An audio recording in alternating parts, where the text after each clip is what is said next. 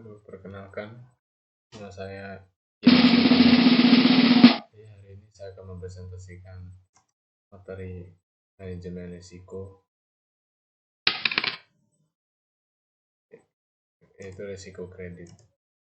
Risiko kredit ini adalah kerugian yang berhubungan dengan potensi kegagalan dalam memenuhi kewajiban membayar kredit ketika waktu jatuh tempo. Jadi, dengan kata lain, bahwa risiko kredit ini memungkinkan debitur untuk tidak mampu membayar pinjamannya. Ada dua hal mempengaruhi tingkat risiko kredit, yaitu yang pertama besarnya exposure kredit serta kualitas dari exposure kredit itu sendiri. Semakin tinggi utang, maka semakin tinggi pula exposure kreditnya. Sementara itu, kualitas exposure dalam risiko kredit adalah kemungkinan gagal bayar serta diukur dari kualitas cicilan yang dilakukan debitur. Apabila jaminan kredit debitur itu semakin rendah, maka kualitas exposure kreditnya pun semakin rendah. Artinya risiko kredit yang ditanggung akan semakin tinggi. Ini jenis-jenis risiko kredit. Yang pertama itu sovereign credit risk, yaitu risiko yang terjadi apabila sebuah negara gagal memenuhi kewajibannya dalam melunasi utang ketika jatuh tempo. Gagal membayar utang ini meliputi pembayaran pokok kredit ditambah bunga serta denda sesuai dengan perjanjian dari awal. Yang kedua ada corporate credit risk. Corporate credit risk adalah salah satu risiko kredit yang sering terjadi, khususnya di industri perbankan. Yang ketiga ada retail customer credit risk, yaitu ketika debitur perorangan tidak dapat memenuhi kewajibannya untuk melunasi pinjaman saat waktu jatuh tempo. Umumnya kreditur seperti ini biasanya dipakai untuk pembelian konsumtif, sehingga sumber pembayaran utang tersebut tidak berasal dari barang yang mau dibeli.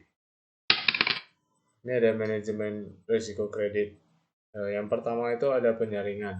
Penyaringan di awal ini merupakan awal yang penting dalam manajemen risiko, karena preventif agar risiko tersebut dapat ditekan sekecil mungkin. Dengan demikian, debitur yang terpilih telah melalui proses seleksi yang memadai. Yang kedua ada pembatasan. Manajemen risiko selanjutnya yang sering diterapkan oleh kreditur adalah pembatasan besaran kredit. Jadi setiap perusahaan maupun individu yang mengajukan kredit diberikan batasan kredit yang bisa diambil dalam waktu tertentu. Dalam perbankan dikenal dengan BMPK atau batasan maksimum pemberian kredit. Ketiga ada disertifikasi. Untuk memperkecil risiko kredit tersebut perlunya dilakukan disertifikasi atau biasanya disebut juga dengan penyebaran kredit yang diberikan. Diversifikasi pemberian kredit ini dapat berupa penyebaran kredit berdasarkan perusahaan, jenis industri, ukuran perusahaan, maupun penyebaran kredit berdasarkan sektor usaha. Nah, ini ada penerapan manajemen risiko kredit. Yang pertama itu adanya pengawasan aktif Dewan Komisaris dan Direksi. Dalam komisaris bertanggung jawab dalam melakukan persetujuan dan peninjauan berkala mengenai strategi dan kebijakan risiko kredit pada perusahaan. Yang kedua ada kebijakan prosedur dan penetapan limit. Kriteria pemberian kredit yang sehat adalah perusahaan yang harus mempunyai informasi yang cukup untuk membantu dan menilai secara komprehensif profil risiko nasabah. Yang ketiga adanya proses identifikasi, pengukuran, pemantauan, dan sistem informasi manajemen risiko kredit. Perusahaan perlu mengidentifikasi risiko kredit yang melekat pada seluruh produk dan aktivitasnya.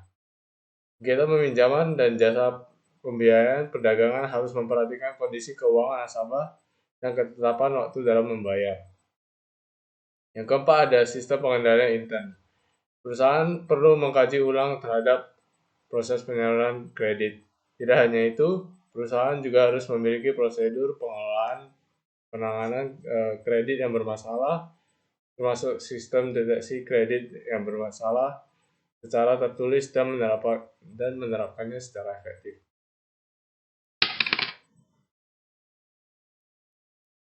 Juga sumber yang tersedia. Oke, sekian presentasi saya. Apabila ada kata yang kurang, saya minta maaf. Terima kasih.